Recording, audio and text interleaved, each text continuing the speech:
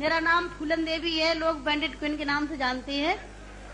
और हमें पता नहीं था कि इतना संघर्ष करने के बाद हम जिंदा रहेंगे और आज आप सबके बीच में भी पहुंचेंगे, इतना मान सम्मान भी हम पाएंगे, ये हमने कभी नहीं सोचा था। 4 साल हम जंगल में भटके। आपको पता होगा कि हमारे हिंदुस्तान में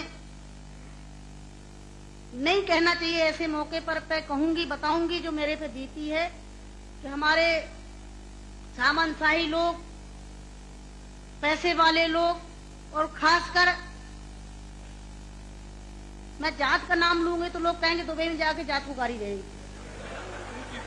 ऐसे ऊंची जाति के लोग जो जात पात को मानते हैं, हम जैसे गरीबों को, दलितों को, दबे कुचलों को, अल्पसंख्यकों को एकदम ये सोचते हैं जी कीड़े मकोड़े हैं, जी इंसान नहीं है।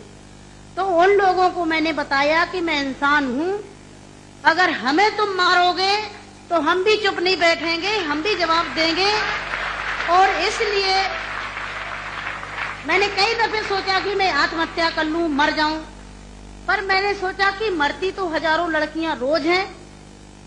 बताओ, हमें डाकू के नाम से जानते हैं लोग, डाकू, फूलन देवी डाकू। बताओ, मेरी 4 हाथ पैर हैं। कहते चम्मिल घाटी की है, चम्मिल घाटी की, चम्मिल घाटी मेरी माँ बाप है। अरे मैं माँ बाप से पैदा हुई हूँ, मेरा कसूर यही है कि मैं झोपड़ी में पैदा हुई, गरीब परिवार में पैदा हुई, दबी कुचली समाज में पैदा हुई, तो हमें जीने का अधिकार है नहीं। मेरे भाई और बहनों, मैंने कोई बुरा काम नहीं किया।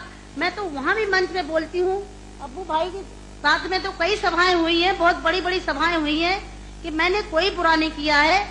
आपने सुना होगा, सुना था, आप तो वहीं के सब रहने वाले हैं, कुछ हमारे भाई हैं यहाँ के, है कि एक सीता के कारण इतने बड़े जो रावण का आज तक पुतला फूंकते हैं, उसका यही कसूर था कि खाली एक औरत को उठा ले गया तो आज तक पुतला फूंकते हैं। मैंने क्या बुरा किया?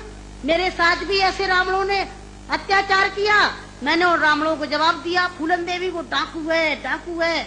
अरे वो तो माननीय मुलायम सिंह जी की देन है, नहीं नाम लेना चाहिए, जो आज हम समाज के अंदर खड़े हैं। और नहीं तो इतनी बड़ी साजिश रची थी, हमने कोई बुरा काम नहीं किया। जिन्होंने हमें सताया, हमें समाज में रहने लायक नहीं रखा, तो गुस्सा में इंसान अच्छा काम नहीं करता, गुस्सा में गलत ही करता है।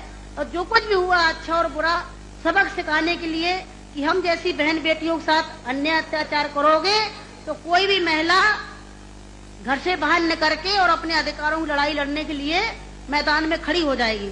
तो मेरे भाई और बहनों, हमें तो डाकू घोषित कर दिया। जब मैं चुनाव लड़ने जाती हूँ तो सब एक ही भाषण रहते हैं, किसी के और कोई भाषण नहीं रहते हैं।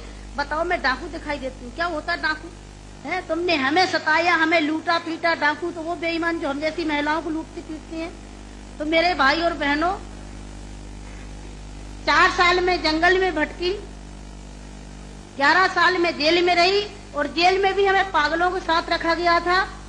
अच्छी जगह नहीं रखा गया, जहीं पागल महिला थी, पागल महिलाओं में रखा गया था। 11 साल तक हमें जेल में रखने के बाद कोर्ट में पेश नहीं करा गया।